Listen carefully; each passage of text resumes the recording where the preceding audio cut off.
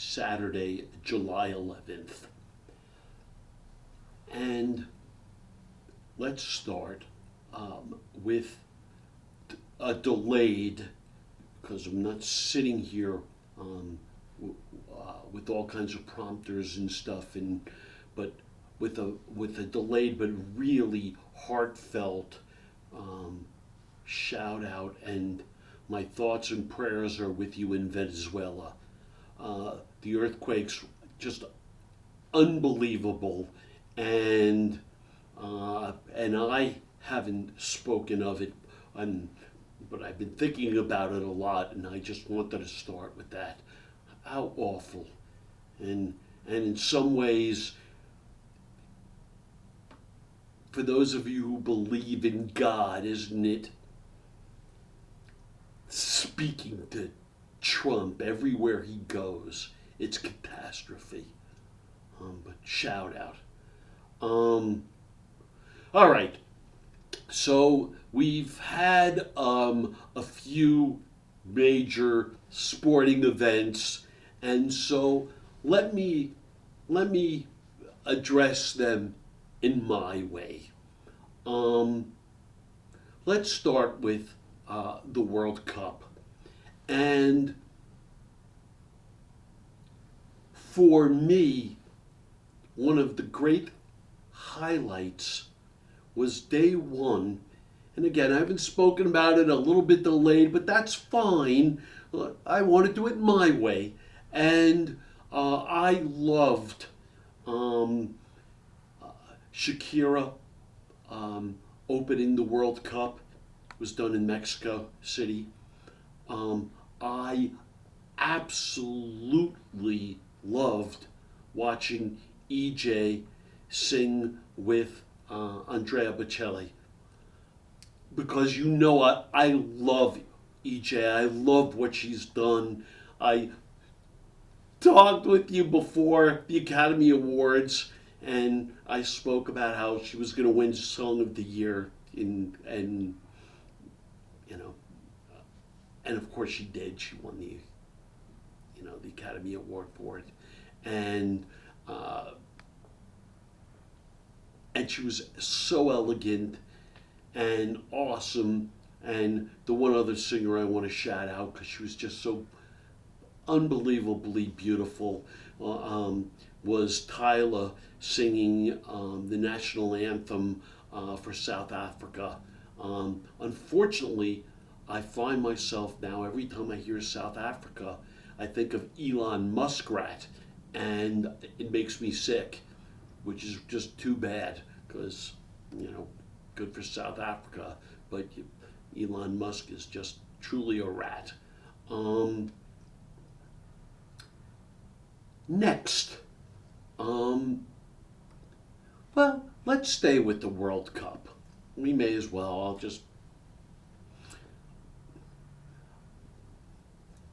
Yeah, I was introduced to soccer early growing up in camp, and I even played a little bit, in high school. But soccer was not the big sport, right, for us. And trying to make a breakthrough, and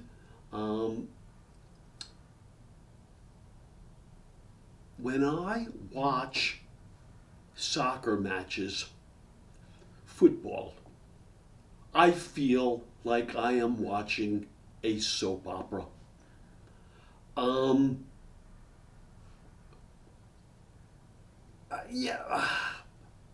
There's the clock just keeps running. Everyone's down, and they're writhing in pain like their life is about to end. And while they're down, they're still playing, and then they're chattering with the referee, and the ball's going around, and some people are running and others aren't necessarily running, and then the great moment happens and they say, oh, offsides. And by the way, offsides is a drag, not just in soccer. If you will, in hockey, I've never been a fan of the two-line pass, but, oh, look, his nose. It's like horse racing. The nose is over. Bring it back. And, boy, in a game where you could have, 2 goals, I mean, calling that stuff back. And I think they really should change the rules for once you're really maybe over a half court or once you're in the penalty area, there's no longer offsides because it's so picayune and unnecessary, in my opinion. It's a blot on a neat thing. But the soap opera aspect is just, it's not for me ultimately. And I've been trying to watch, but I may as well just leave it out there. I mean, the if you will, the flopping and the writhing in pain, and then after it's not called, you get up and everything's fine. And it bothers the hell out of me. What went down with America, and whatever his name is, Beluga Caviar, who stepped on the back of the leg, he was given a red card and was thrown out, and then Trump intervened, and they break. I mean, that is just fucking nonsense. It's just, I mean, this, I know this is, pro wrestling, and it's just bullshit, right? It's so unfair, but good for you, Belgium. Good for you, because you just beat the hell out of the United States, and the truth of the matter is, now the guy was there. If he wasn't back, if he was there, it would have been a different. No, he was back. And Polisi, or the guy's name with the P, I mean, I'm hurt now, and I have a micro fracture, and it affects. Shut the fuck up. Really, it's awful shit. You got your ass kicked. I don't know where it leaves the United States in terms of, soccer's progression. This has been going on, but now it feels like my whole life. We're going to one day be good, and I couldn't care less either. I'm watching, and I see it through other people's eyes and people from other countries who really grew up with the game and really it's important to them, couldn't care less. But, okay, I'm going to move along from soccer and Trump. I mean, it is just grotesque, right?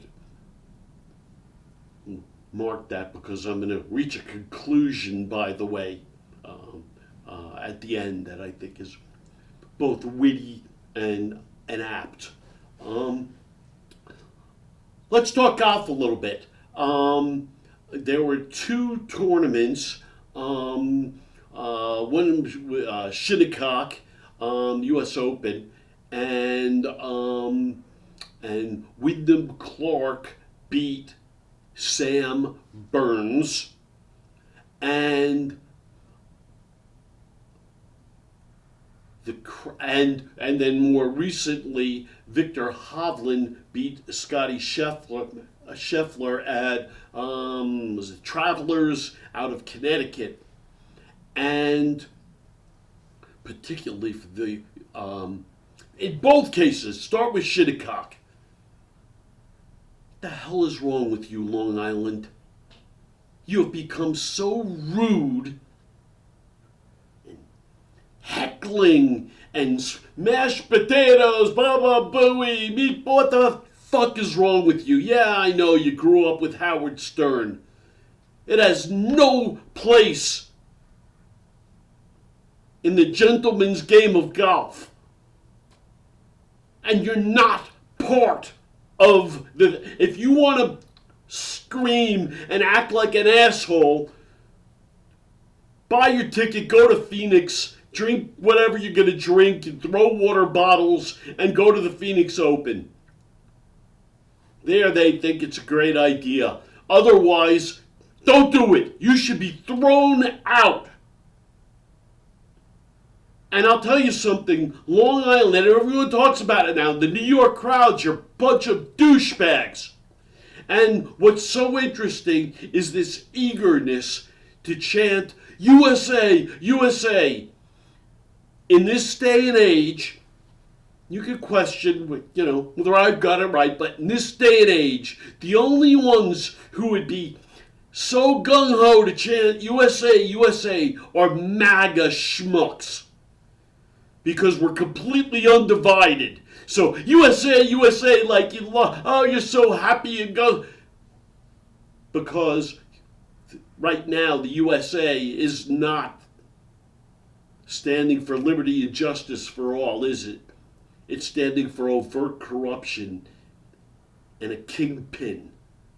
So when I hear this too, I look and I say, oh God, there's all of you MAGA schmucks, loudmouth assholes, and you're at golf events where you're supposed to understand the tradition and the importance of silence when people are playing. And you can't control yourselves, and it's so bad that it's brought up everywhere now, as like there shouldn't be tournaments in Long Island anymore. Awful. I don't know what you see when you look in the mirror. Ha ha! We're having such a great time. You're assholes. You're assholes. And you're probably MAGA assholes, too. And then, and I'll tie the two together, and then in Cromwell, Texas, Scotty Scheffler lost to Victor Hovland. And, there was some Ryder Cup people who made the trip from Norway up to see Victor. But again, there was USA, USA, and Victor won. And for me, and Victor's a gentleman, by the way, and for me, what the saying has become, ball don't lie. And I hate it because, ain't a word, and ball don't lie, but that's fine. And guess what? The thing that was really cool about those two back-to-back is because Sam Burns, who lost to Wyndham Clark, is this avowed MAGA schmuck, posting pictures with this gun and a deer and a MAGA hat. I'm so gung-ho. And he's best friends with Scotty Scheffler, who keeps his mouth shut. Scotty's a good dude, and he doesn't speak out per se, but I suspect if either or both won, Trump would have only been calling out and using it as an opportunity. So ball don't lie, they both lost. Ball don't lie in soccer, lost. Trump, you suck. Let's move to Wimbledon, because Wimbledon is going on, and let's start.